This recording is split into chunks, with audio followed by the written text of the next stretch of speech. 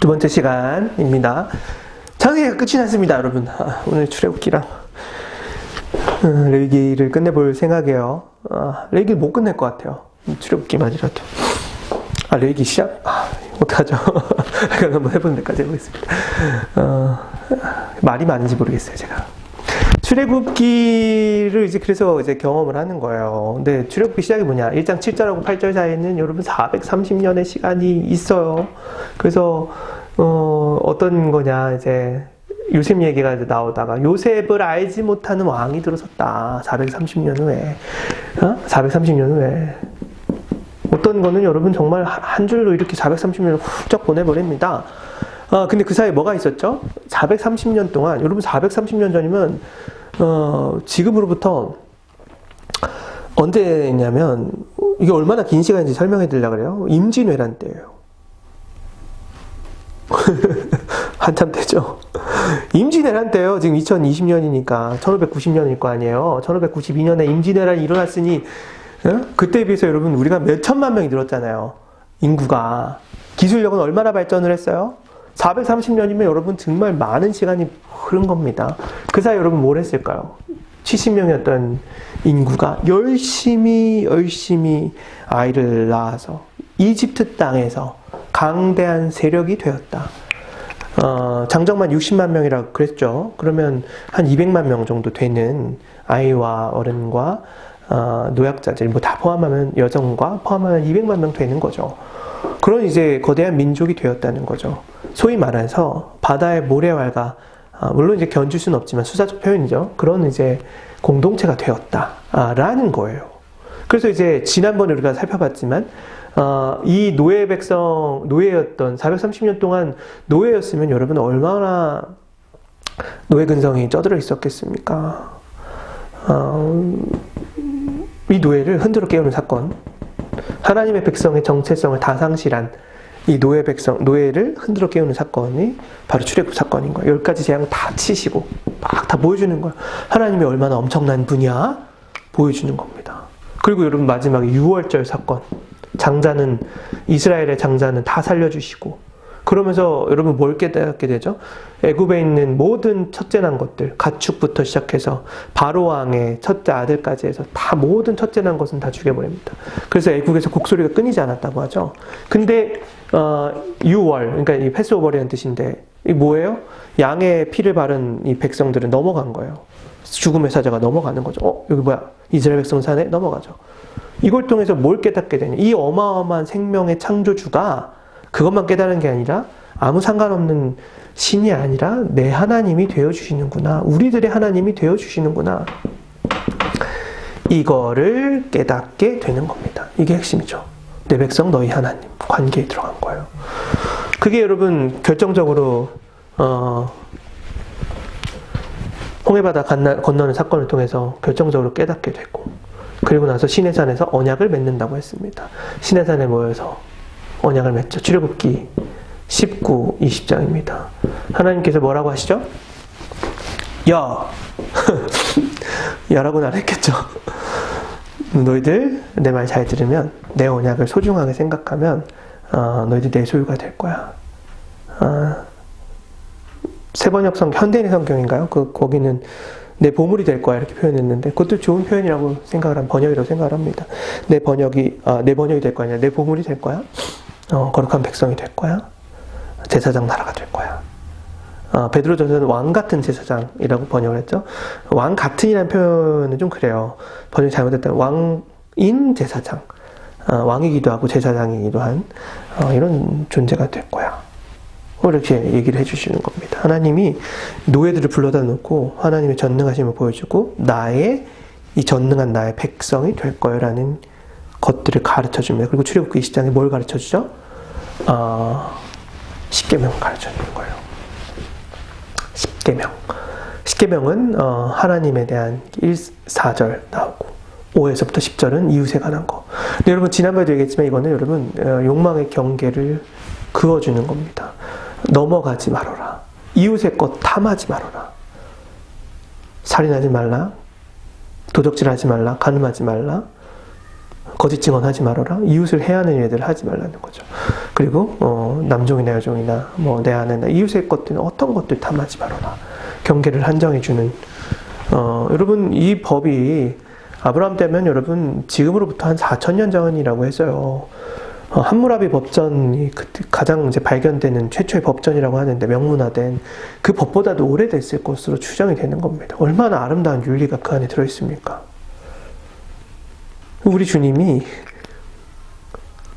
그런 주님이세요. 아름다운 주님이시죠. 가르쳐 주세요. 그 하나님 백성이 어떻게 살아가야 되는지 가르쳐 주는 겁니다. 구원받았다고 끝이 아니라고 했죠. 가르쳐주고 그 다음에 또 하나 중요한 게 있는데 이 이스라엘 백성들이 앞으로 어떻게 살아가야 되는지에 대해서 한 가지 더 중요한 사실, 하나님의 법을 가르쳐주죠. 출애굽기 20장에서 법을 가르쳐주고 법대로 살아, 한 가지 더 가르쳐줍니다. 근데 여러분 우리는 다만 하나님의 법을 그냥 무슨 기계적으로 우리가 마치 그냥 형법, 헌법, 민법 이런 거를 그냥 지키는 사람처럼 하는 것이 아니라 이것을 하나님과의 관계 안에서 기쁨 가운데 지키도록 하기 위해서 출애굽기 24장에서 뭘 가르쳐 주냐면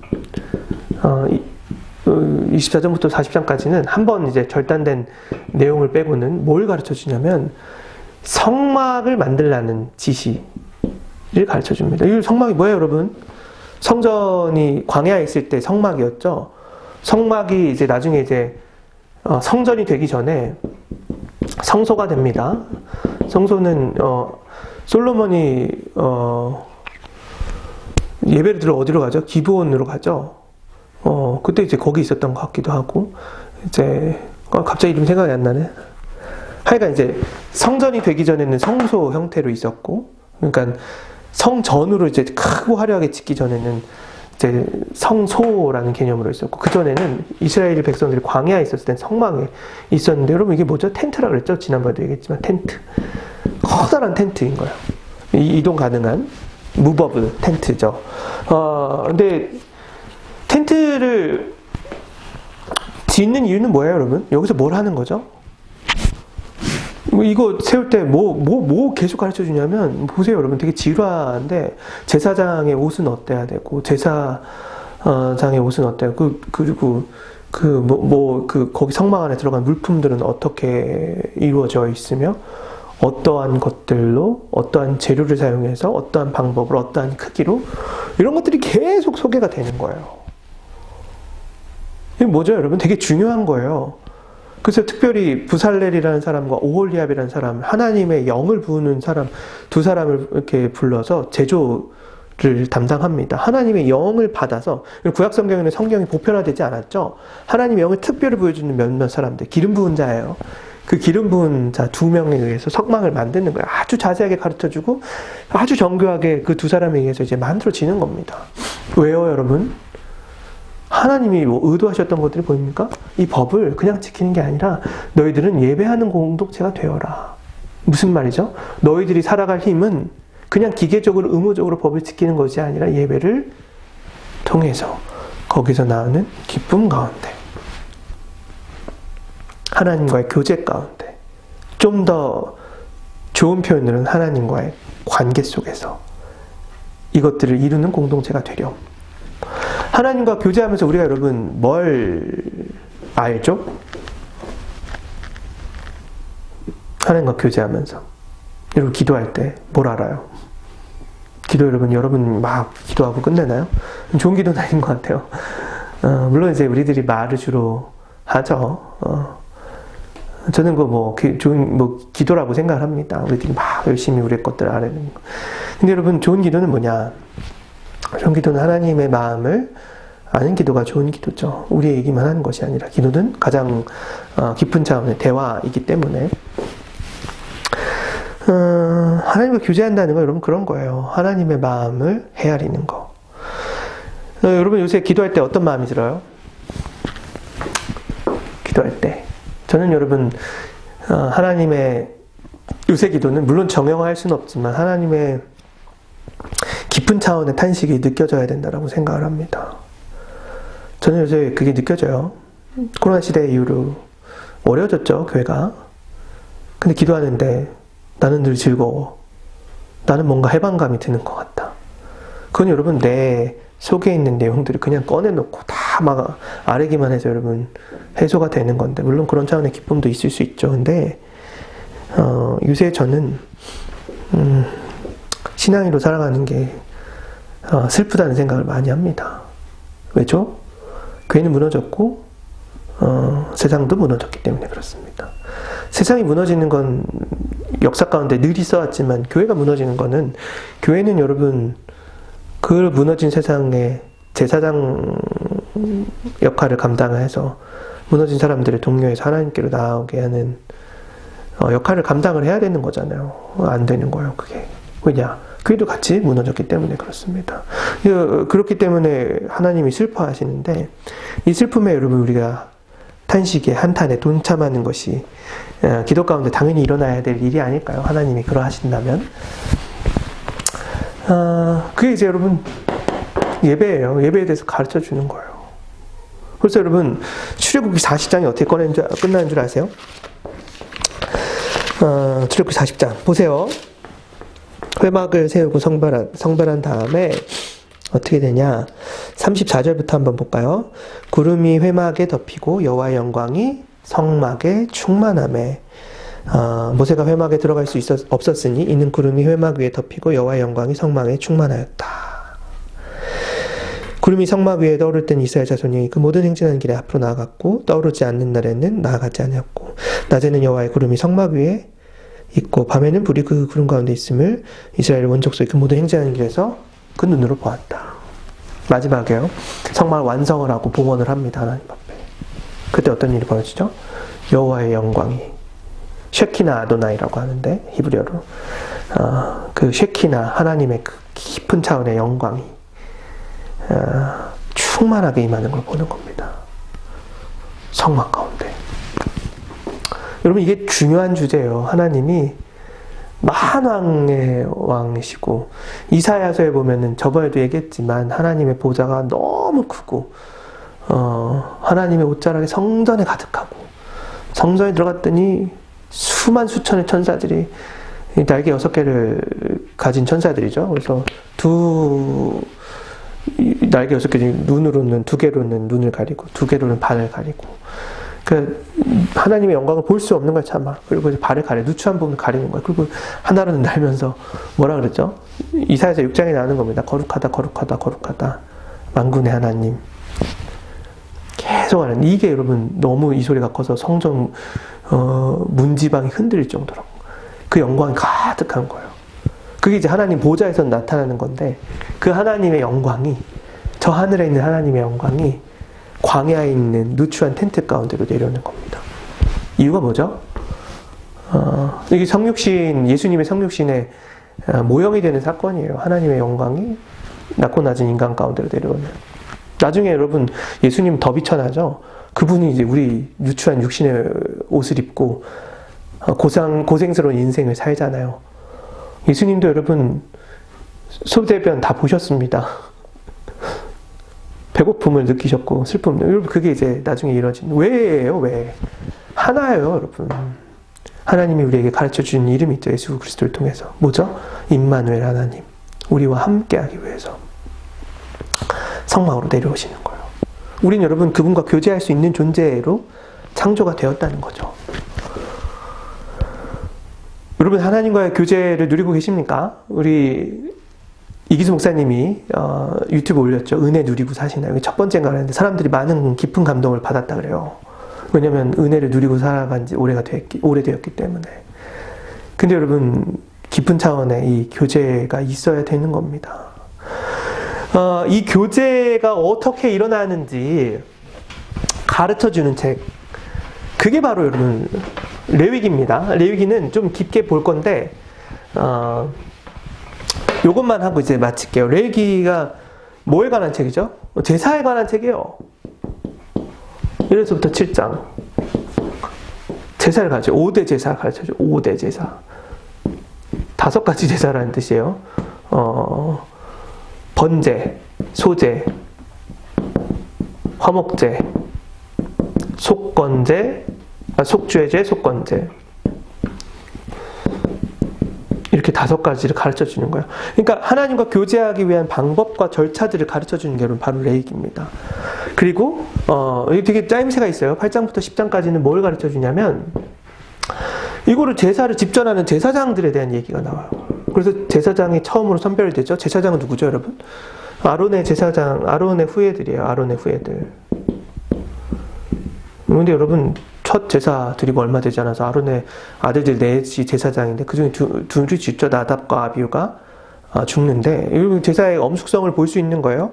하나님이 드리라고 하지 않은 다른 불을 들여서 죽었는데 여기서 이제 확인할 수 있는 게 뭐냐면 이 제사를 가르쳐 주시는데 제사의 기본 원칙이 있습니다. 제사는 여러분 자원이에요. 자원. 제사할 때 여러분 자원이 있어야 돼요. 성경에 보면은 너희들이 제사를 드리고 싶거든 이렇게 드려. 이런 방법으로. 무슨 말이냐. 제사를 안 드리고 싶으면 안 드려도 돼요. 근데 제사를 드리고 하나님께 나아오고 싶으면 이러이러한 엄격한 절차를 좀 따라줄래? 라고 가르쳐 주거든요. 이게 무슨 말이냐. 안 드릴 수 있는 자유도 우리에게 있다는 거예요. 그게 물론 좋은 건 아니죠. 근데 드리려고 한다면 하나님의 거룩하신 하나님 앞에 나아가는 거니까 이러이러한 절차. 예배는 여러분 소중한 거니까 하나님 만나는 거 소중한 거니까 가르쳐 주는 거예요. 근데 첫 제사장들이 엉뚱해가지고 이렇게 드리죠. 그리고 나서 이제 뭘 가르쳐 주냐면 11부터 15장 이때 뭘 가르쳐 정결과 부정에 대해서 가르쳐 줍니다. 여러분 여기서 정결과 부정은 더러워 깨끗해 이런 차원이 아니에요. 여기서는 제의적 차원인 거예요. 무슨 말이냐. 제의적 차원의 정결과 부정인데 돼지고기 안 먹는 게 여러분 돼지고기 먹는 거 별로 부정하다고 가르치거든요.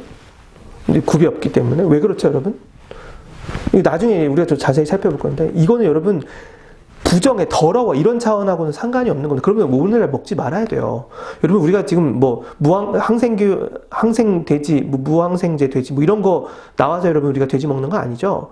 그때 당시에부터 깨끗하다 이런 게 아니에요. 여러분 그런 차원이 아니라 어떤 거냐면 그냥 하나님 정해주는 거예요. 돼지를 먹으면 부정해지는 거예요. 근데 그 부정은 더러가 아니라 어떤 차원이냐면 그걸 먹으면 예배 못 나와 이런 차원의 부정인 거예요.